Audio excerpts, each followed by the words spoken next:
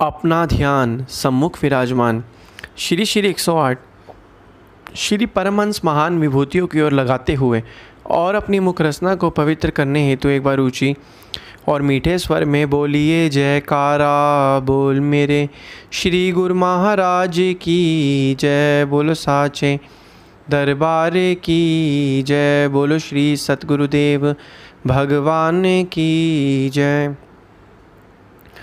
गुरुमुखों, प्रकृति का यह नियम है कि पेड़ पौधों की पत्तियों पर, तनों पर हम जितना मर्जी पानी डाल दें तो वह कभी नहीं खिलते।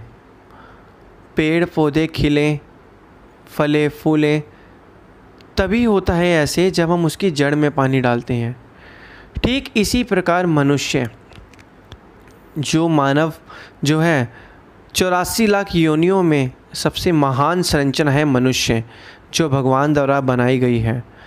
मनुष्य इस दुनिया में आता है और इस दुनिया में आने के बाद जो है मोह माया से संबंधित चीज़ें जो हैं उनको एकत्रित करता रहता है और फिर बाद में कहता है कि मैं बहुत दुखी हो गया हूँ, मुझे जो है चिंताओं ने घेर लिया है, अब मैं क्या करूँ। मनुष्य क्या करता है, जड़ के अंदर पानी नहीं देता। जड़ मतलब जो परमात्मा ने नाम दिया है उस नाम का जाप नहीं जपता।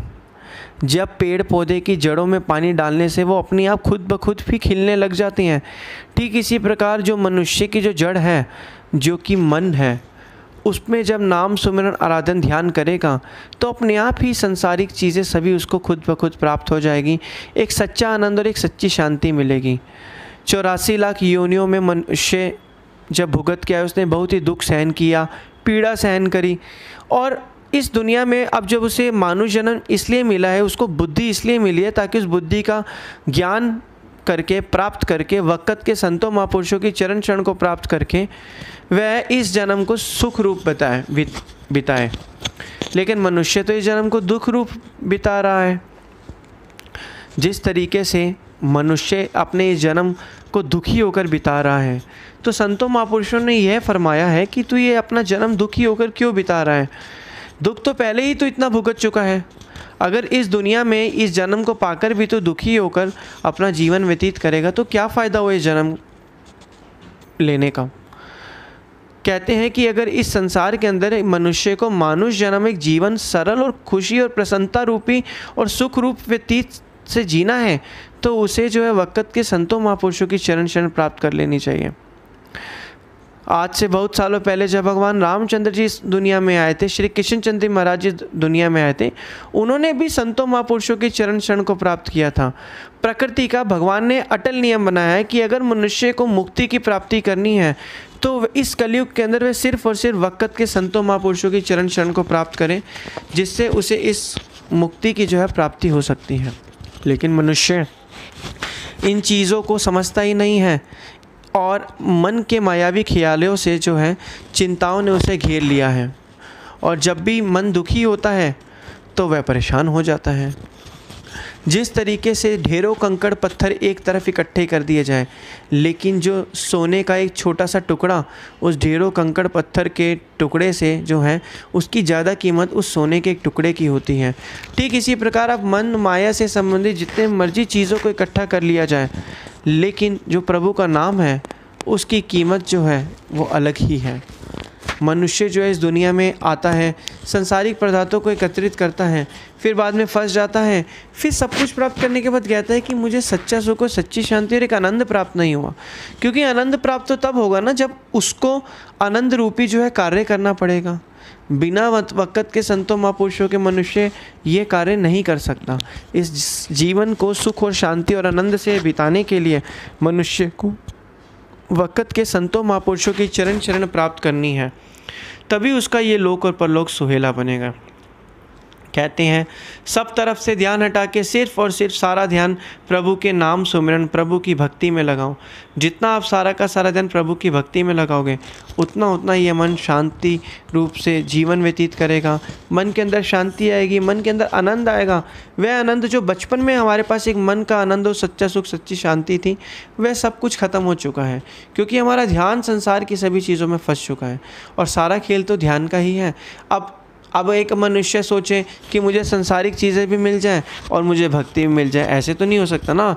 मन तो एक ही है। अब उस मन के अंदर या तो आप भक्ति को जगह दो या फिर माया को जगह दो।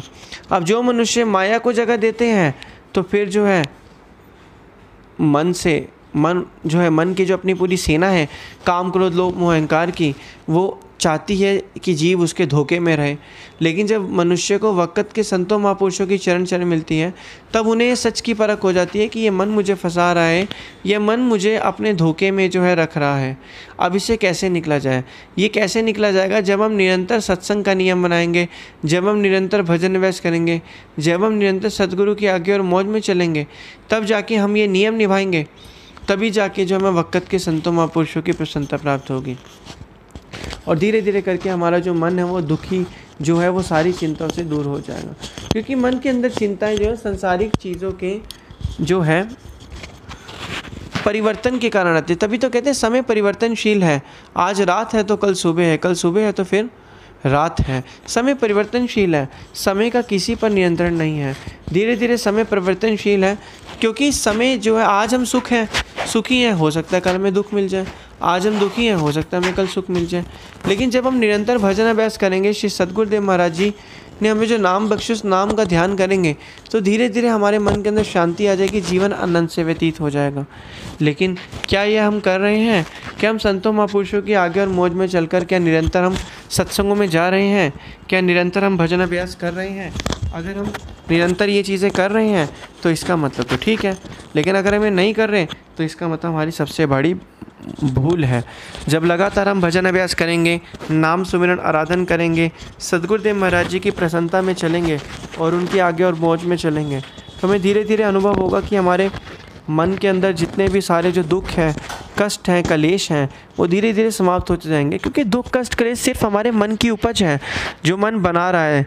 ज़िंदगी में आप हमेशा याद रखिए कि मन के अंदर 95% जो ख्याल हैं वो सारे फतूल ख्याल होते हैं जो हमें फंसा के रखते हैं। क्योंकि इंसान को सुख और दुख उसके विचारों के कारण ही होता है। विचार के कारण ही उसे सुख और दुख आभास, एक इमोशन, एक भाव के रूप में महसूस होता है। लेकिन मनुष्य जब लगातार प्रभु की भक्ति करता है, उनके आगे और मौज में चलता है, उनके द्वारा बताए गए नियमों की पालना करता है, तो उसके मन में शांति आती है, जीवन आनंद से व्यतीत होता है। लगातार भजन अभ्यास करेगा, लगातार प्रभु की भक्ति करेगा तो मन के अंदर शांति आएगी, मन सुख रूप हो जाएगा। क्योंकि मन ही है जो जीव को फंसाता है और मन ही जीव को निकालता है। अगर मन पे हमारा कंट्रोल हो तो हम सब कुछ कर सकते हैं। तो इसी तरीके से हमें अब क्या करना है, जब भी मन दुखी हो, चिंता ने घेरा हो, तो हमें श्री सद्गुरुदेव महाराज जी के इन वचनों को बार बार सुनना है कि उन्होंने क्या कहा है कि मन तो केवल एक है, चाहे उसे भक्ति में लगा, चाहे उसे माया में लगा। ये चीज़ हमें हमेशा याद रखनी है, क्या कि मन हमेशा एक है, चाहे उसे भक्ति में लगा, माया में लगा। जब हमें अपने आप को बोलेंगे तब हमें पता चलेगा कि हमारा मन क्यों हम दुख में लगा रहे हैं। हमें उसे भक्ति में लगाना चाहिए, जिससे हमें सुख मिलेगा, शांति मिलेगी, आनंद मिलेगा, जिससे हमारा ये लोग भी सुखी होगा, पर लोग भी सुहेला बनेगा। इसलिए अब हमें मन के चंगलों में, मन के ख्यालों के विचारों में नहीं फंसना और अपना जीवन आनंद से व्यतीत करना है। बोलो जयकारा बोल मेरे श्री गुरु महाराज की जय। बोलो साचे दरबार की जय। बोलो श्री सद्गुरुदेव भगवान की जय।